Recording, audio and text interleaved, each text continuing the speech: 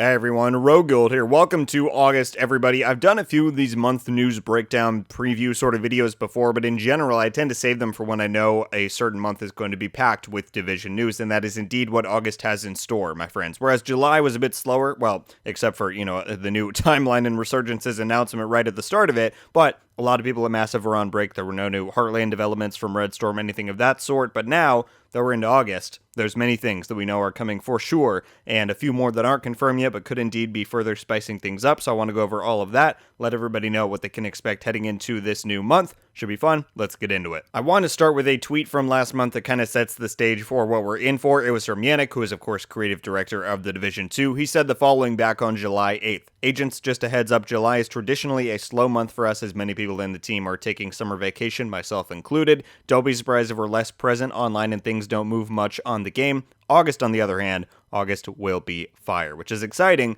but also rather vague. Lucky for us, we mostly know what he's talking about. There could be a few surprises in store, who knows? But let's cover what we know will be coming for the Division 2 in August 1st, because it has the most, by far, compared to any of the other games or projects in the universe. The first thing that is unrelated to the big new update is that on August 9th, so just about a week away, we are not only getting the second apparel event for Season 9 Street Activation, but that maintenance or hotfix update, whatever it will be, will also be bringing the fixes for the major PC crash issue. Now, unfortunately, I doubt this will fix 100% of all of those crashing issues. I read somewhere, it might have been Morton who said on Twitter, that the fixes they're introducing here should fix the underlying majority cause for the crashes that people have been experiencing, but that there will probably still be a few smaller offshoots and causes they'll need to investigate and patch up once they get some more data. But the good news is that this should alleviate the major frustrations people have been having, and we're getting the next apparel event, which I'm quite excited for. That's on August 9th, first half of the month, but let's now shift to the back half.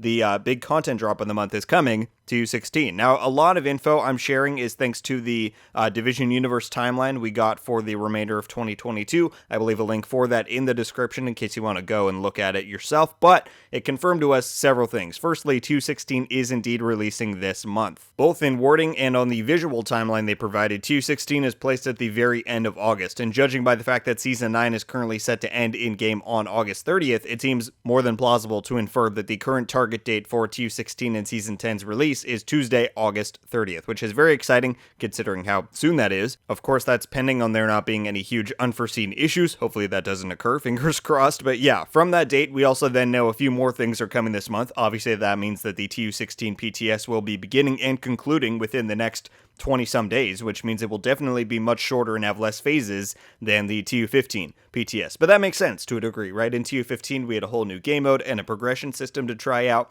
whereas TU16, in terms of new content, is just bringing 2 new legendary missions, which honestly, I don't even know if they're going to put those on the PTS. The difficulty itself shouldn't really need to be tested, considering it's already in the existing missions we have. It's really just a matter of spawns and if the wave sizes are balanced fairly, but I imagine that's something that they might just do internally. Regardless, I think the focus of this PTS will primarily just be balancing both of the new gear that we're getting in Season 10, as well as if they do any new talent or skill changes like they did with Insync and the Shield in TU15. So yeah, I don't really see the PTS going any longer than 2 weeks at most, and it really can't if they're trying to get this thing out by the 30th. So expect news on that very soon, like this week, most likely, or next at the latest. Also related to TU16, we know that we're getting another special report live stream, which isn't quite the same as good old State of the Game that so many of us loved, but it looks to be their new trend that they will be doing one of these live streams before each major update drops in year 4 and 5, and so it was cited in the article that we will be getting a new one prior to TU16's release. In that, we can expect them to cover TU16's content, of course, so the new Legendary, Season 10 story setup,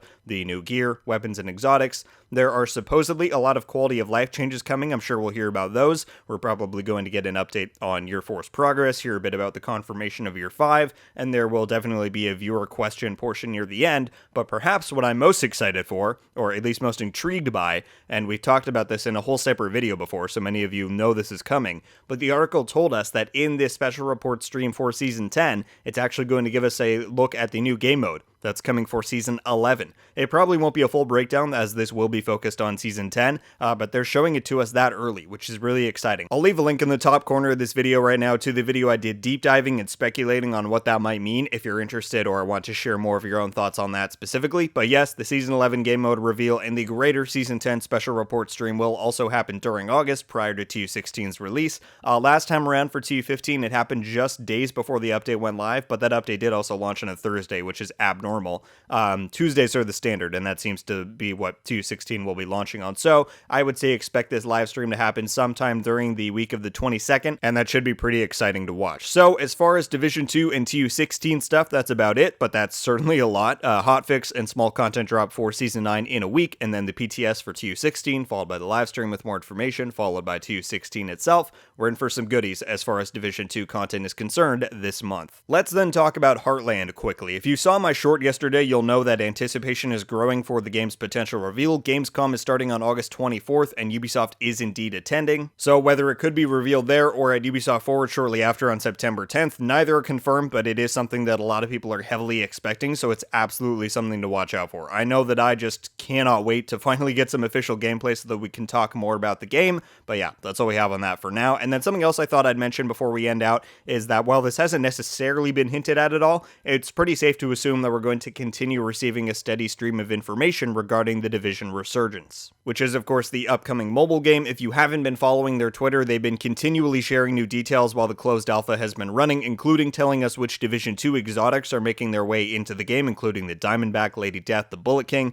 demonstrating different core gameplay mechanics and different settings you can tweak and change. None of it is groundbreaking necessarily, but it's really nice to be getting these continual updates, at least in my opinion, so keep an eye out there for more information releases, maybe word on the next closed alpha. Hopefully it'll include more regions than just Europe, but yeah, Resurgence could be bringing us more stuff as well. It's all very exciting, and that about does it for my August preview and breakdown, everybody. As always, surprises could be in store, but for the most part, that's what you should be able to expect to see from each of the major Division projects this month. I very much hope you enjoyed.